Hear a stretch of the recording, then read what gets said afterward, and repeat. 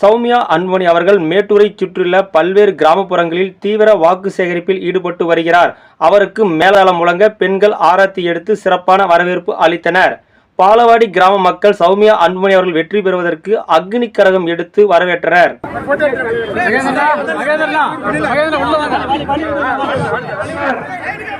அன்புமணி அவர்கள் ஆதரவு பெற்ற வேட்பாளர் நம்மளுடைய அண்ணன் ஜி.கே. மணி அவர்களுடைய ஆதரவு பெற்ற வேட்பாளர் நம்ம கூட்டணி கட்சி வேட்பாளர் சௌமியா அன்புமணி அவர்கள் சத்யாநகர் பகுதியில் உங்களை எல்லாம்